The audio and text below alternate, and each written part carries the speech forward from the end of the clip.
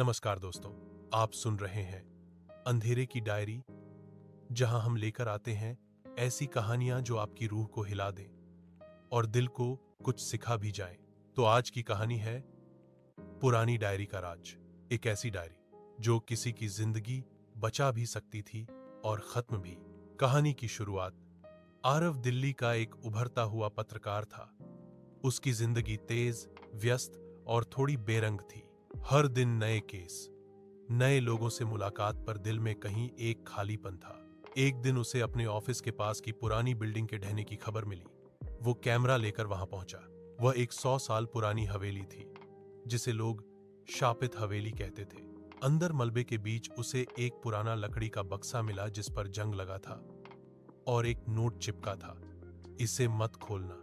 पर पत्रकार होने का मतलब ही था सवाल पूछना। आरव ने बक्सा खोला। अंदर थी एक पुरानी डायरी। डायरी का पहला पन्ना, 22 अगस्त 1943। मेरा नाम है अमाया। मैं इस हवेली में काम करती हूँ। यहाँ कुछ ऐसा है जो मुझे डराता है। हर रात कोई मुझे पुकारता है। आरव ने पढ़ना शुरू किया और हर पन्ने के साथ कुछ अजीब होता गया। कमरे में अचानक ठंडी हवा चलने लगी। खिड़कियां अपने आप बंद हो गईं और दीवार पर टंगी घड़ी रात के 3:15 पर रुक गई। वो झटका खाकर पीछे हट गया, पर उत्सुकता उसके डर से ज्यादा थी। उसने डायरी घर ले जाने का फैसला किया। डर की पहली रात के सन्नाटे में उसने दूसरा पन्ना खोला। 24 अगस्त 1943। हवेली के मालिक का बेटा वीर मुझे पसंद करता है, पर उसकी मां को यह रिश्ता मंजूर नहीं। कल रात उसने कहा, अगर मैं उसे छोड़ दूंगी तो वो खुद को खत्म कर देगा। आरव ने लंबी सांस ली। यह तो एक प्रेम कहानी लग रही थी, डरावनी नहीं। पर तभी पीछे से किसी के कदमों की आहट आई। उसने मुड़कर देखा, कमरा खाली था।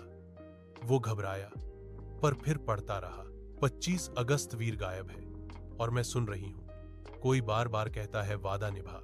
अचानक डायरी के बीच से एक पुराना फोटो गिरा जिसमें वही लड़की थी, अमाया, और उसके बगल में कोई था, पर चेहरा मिटा हुआ। डायरी का श्राप। अगली सुबह आरव के ऑफिस में सबने नोटिस किया कि वो कुछ खोया हुआ है। उसने सबको बताया कि उसे एक अनकही लव स्टोरी मिली है जिसे वो पब्लिश करना चाहता है। रात में जब वो सोया तो खिड़की से किसी की परछाई आई।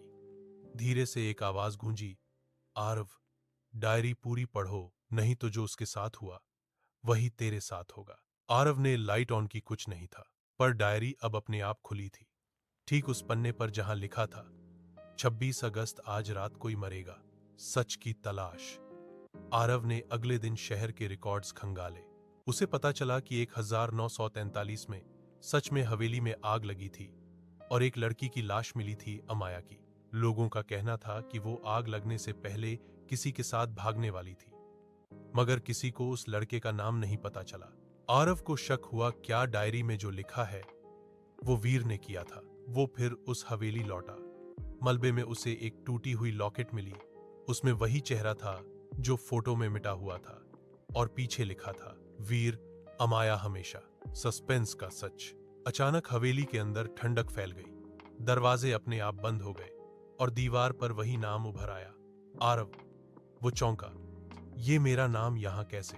तभी हवा में वही आवाज आई, क्योंकि तू वही है जिसकी अधूरी कहानी मैं हर जन्म में लिखती हूं।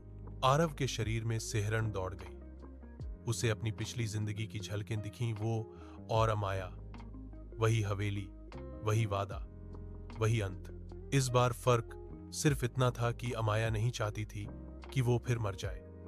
आवाज बोली, इस बार कहानी खत्म नहीं होगी अगर तू डर से भागा नहीं। आरव ने हिम्मत जुटाई, डायरी उठाई और बोला, इस बार मैं वादा निभाऊंगा। उसी पल हवेली में तेज रोशनी फैल गई। हवा में वो परछाई धीरे धीरे गायब हो गई और दीवार पर लिखा था, वादा पूरा हुआ, कहानी का अंत। अगली सुबह जब लोग वहां पहुंचे तो हवेली की दीवारों पर बस राख थी। आरव बेहोश मिला, लेकिन उसके हाथ में वो डायरी थी, अब पूरी तरह खाली। उसने डायरी को एक म्यूजियम में रखवा दिया। आज भी लोग कहते हैं कि जो उस डायरी को पढ़ता है उसे एक सीख जरूर मिलती है। डर कभी भूतों से नहीं होता, डर अधूरे वादों से होता है।